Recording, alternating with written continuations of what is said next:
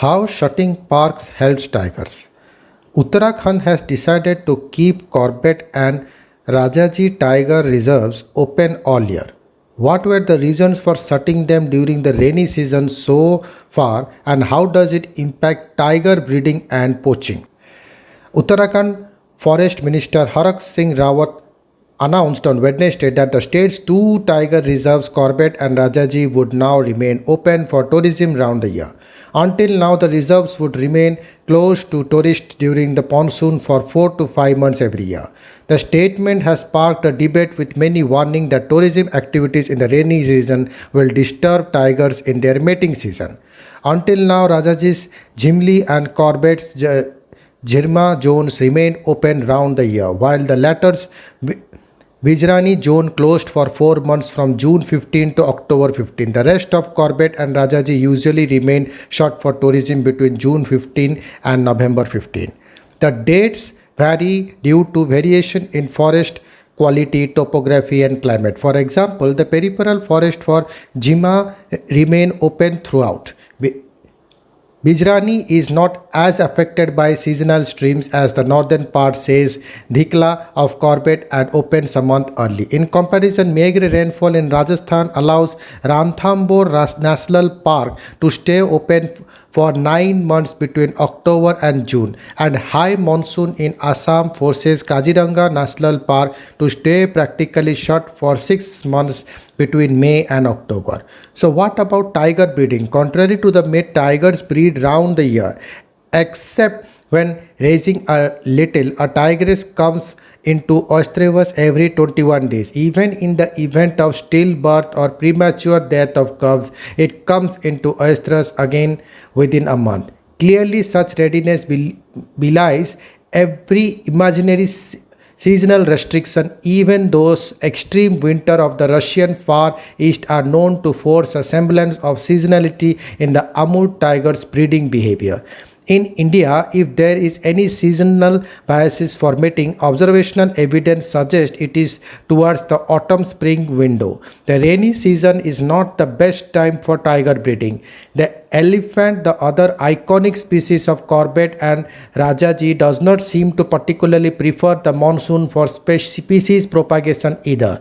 While elephant breeding is indeed linked to rainfall patterns, they breed round the year in places where it rains likewise. A high number of birds are observed in the winter months of November, January in India, indicating a surge in mating in the pre and early monsoon months of May, July. A 2009 paper on reproductive behavior of elephants in Rajaji noted the must phenomenon in adult male elephants was mostly observed during February to July, which was dominated by dry period and peak breeding season in largely the warm period starting May. So why shut reserves? It has more to do with humans than tigers or elephants really. A tropical forest is least accessible during the monsoon, with lush undergrowth blocking movements and gullies washing away tracks. This is why even when the trophy hunters of war picked the rainy months as the off-season, a window they had to allow the animal population to recover.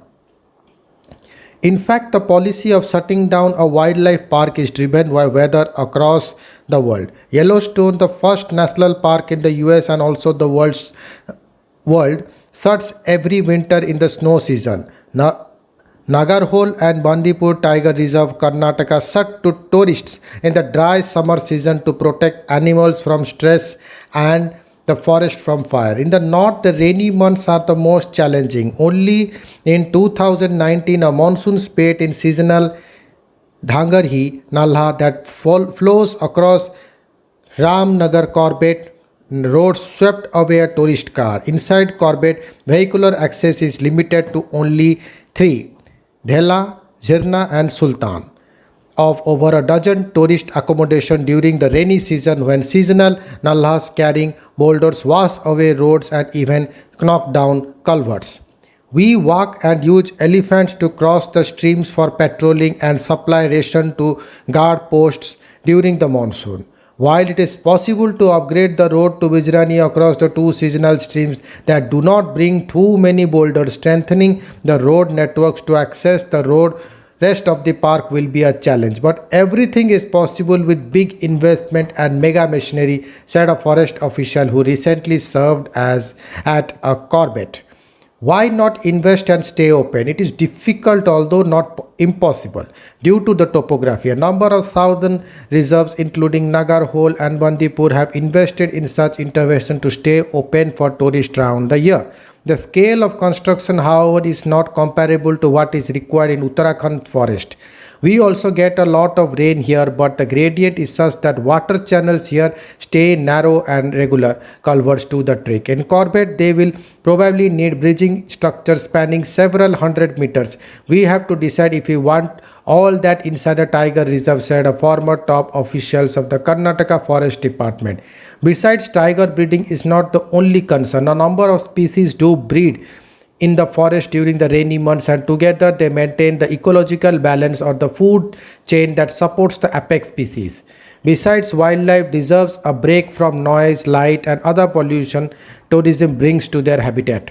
And given the logistical challenges it poses, the rainy season is the most convenient period for providing that respite. A recent study reported high stress included by tourist vehicles in tigers in Bandhavgarh and Kanha tiger reserves of Madhya Pradesh by comparing a marker in the scat collected during tourism. While a more accurate comparison would be between scat collected from tourism and non-tourism zones the same months, it is reasonable to assume that a period of low disturbance will anyway benefit wildlife. Does opening or shutting parks impact poaching?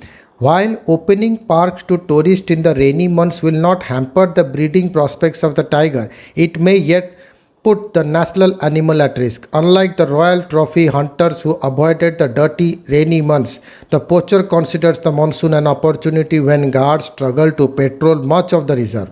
This is why Project Tiger has always emphasized enhanced vigilance during the monsoon. Uttarakhand has a history of suffering heavy losses to poachers during the rainy season. Diverting the forest staff from Operation Monsoon to tourism duties during these tough months will only make the reserves more vulnerable. Thank you.